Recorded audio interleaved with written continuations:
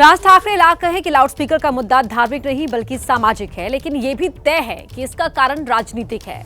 अपनी सियासी जमीन की तलाश में राज ठाकरे कभी राजनीति की एक गली में भटकते दिखे तो कभी दूसरी गली में। 2006 में अपनी राजनीतिक पार्टी एमएनएस बनाने वाले राज ठाकरे की सियासी जमीन की तलाश अब भी जारी है।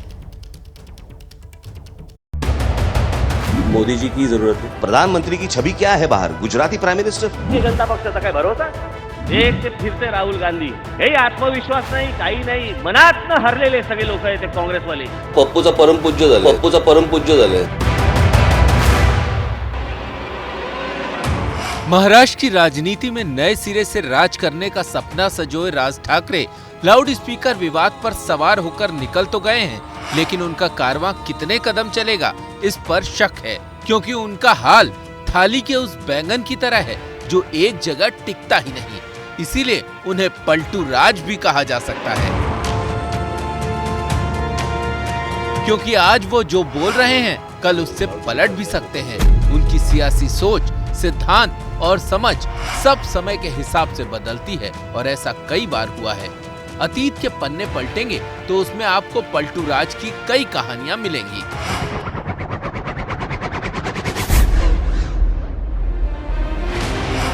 तारीख 12 अगस्त 2011। अपनी पार्टी एमएनएस बनने के 5 साल बाद राज ठाकरे 9 दिनों के दौरे पर गुजरात का विकास देखने पहुंचे थे। उस वक्त उनकी आंखों ने ऐसा करिश्मा देखा कि मोदी के कायल हो गए और उन्हें सीधे पीएम बनाने की पैरवी कर दी। केंद्र को भी ऐसे नेता की जरूरत है। ऐसे नेता की क्यों जरूरत है? मोदी जी की जरूरत है। और ये मैं उनके कोई अंधश्रद्धा से बात नहीं कर रहा हूँ, ये मैं श्रद्धा से बात कर रहा हूँ। और लेकिन मुझे लगता है कि फिलहाल गुजरात पे अगर ज़्यादा ध्यान दे, गुजरात ठीक से बन जाए, उसके बाद में वो देश की तरफ ध्यान दे। राज की ख्वाहिश तो पूरी हो गई, लेकिन अपने इस दावे पर वो खुद ज्यादा दिन नहीं टिक सके। दिल्ली में मोदी के काबिज होते ही राज को सियासी कब्जियत हो गई। अब मोदी की तारीफ उनको बचती ही नहीं।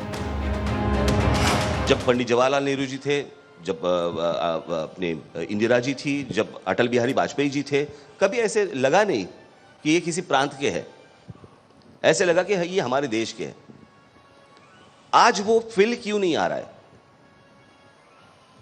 वो जिस तरह से उन्होंने एडमिनिस्ट्रेशन उन्होंने किया था गुजरात में, मुझे लगा कि भाई इस तरह का एक आदमी चाहिए जो प्रधानमंत्री बने और इस देश की डोर संभाले, इस देश को संभाले। अभी तक आप प्रधानमंत्री बनने के बाद भी आपका गुजरात प्रेम तो जा ही नहीं रहा है।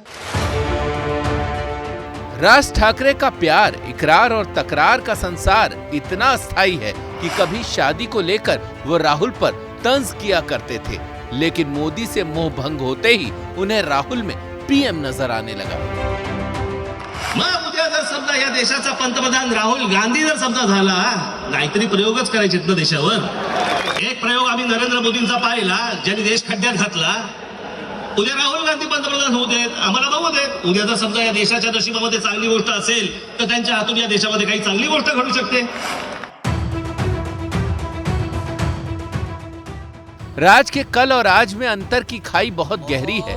आज भले ही लाउड स्पीकर की आवाज उन्हें चुभ रही हो, लेकिन कभी वो खुद दुनिया के सबसे बड़े पॉप सिंगर यानी माइकल जैक्सन को एयरपोर्ट पर रिसीव करने गए थे।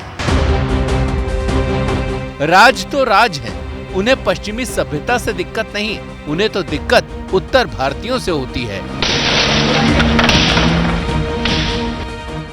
राज ठाकरे आज भले ही हिंदुओं के ठेकेदार बने फिर रहे हैं, लेकिन कभी उन्हीं उत्तर भारतीय हिंदुओं को इसलिए पिटवाया था क्योंकि वो गैर मराठी थे। उनके इस हिंदू खेल में राहुल राज नाम के एक नौजवान की बलि तक चढ़ गई थी। राज का अपना काज जहां बनता दिखता है वो उस रास्ते चल पड़ते हैं। आज हनुमान का नाम लेकर वो महाराष्ट्र सरकार के लिए सिरदर्द बने हैं, लेकिन 3 साल पहले ही शरद पवार के लिए प्रचार कर रहे थे।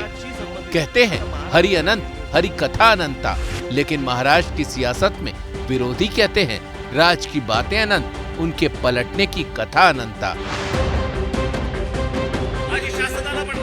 राज आज इस डाल है तो कल किसी और डाल मिलेंगे।